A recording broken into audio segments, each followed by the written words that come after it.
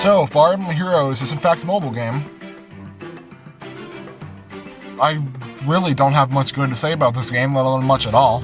It's gonna very poorly explain some things, and that's basically the whole video. This game has a story consisting of 9 sections, not small sections like chapters, books, which is a perfect way to describe it because that is what they're called.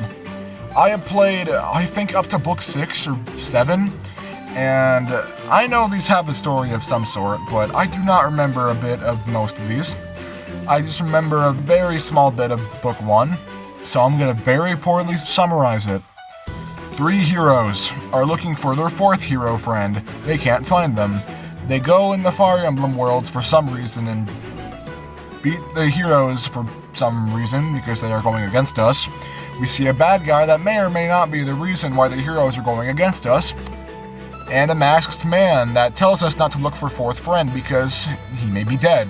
I think the masked man is their 4th friend, I don't remember. Book 2 consists of Ice Princess, or whoever it was, and that's all I remember. Yes, this game does have an original cast of characters.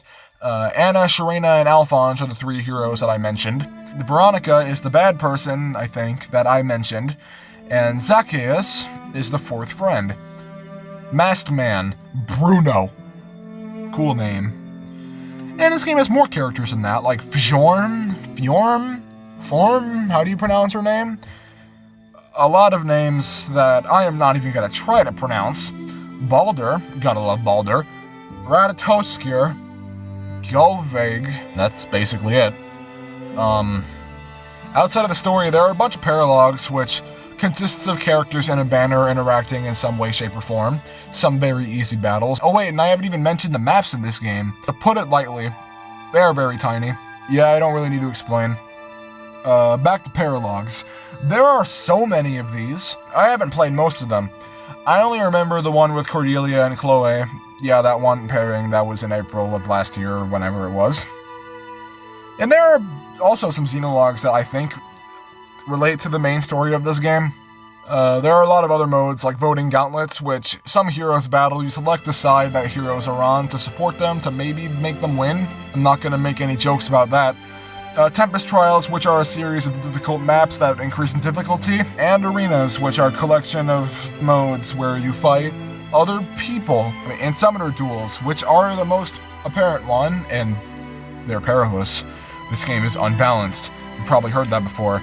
I do not need to explain. Look up this game and you'll probably see its unbalanced and competitive nature. Also Pawns of Loki and Bonding, or whatever that is, and I don't think I've done either of those, let alone in a while, so,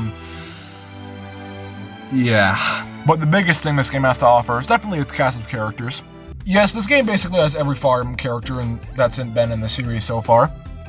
And they have a lot of alts, which can range from holidays, or certain scenarios in the game, like Grima Robin and Corrupted Lumera or whatever. And a lot of fan service, which is probably the reason why I made this video. Fan service has been a thing in Fire Emblem for a while, but this seems to be this game's big focus whenever it comes to making heroes.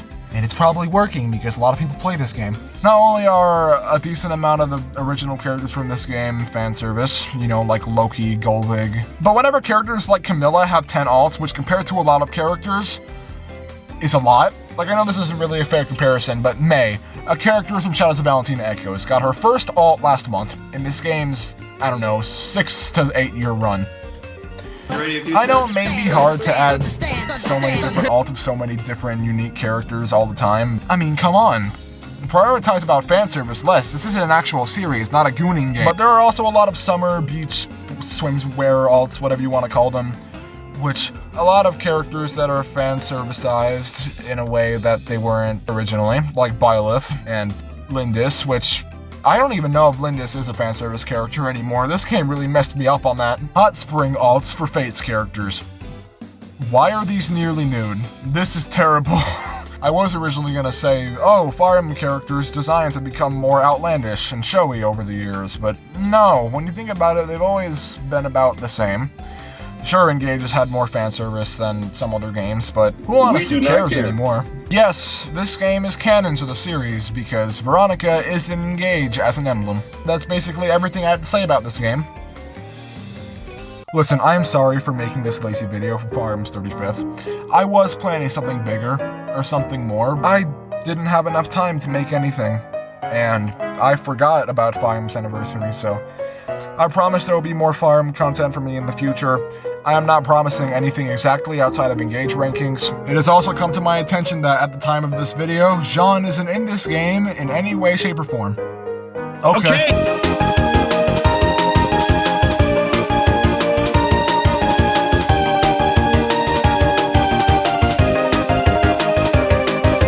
When you think about it, there could really be an infinite amount of variants of characters in this game.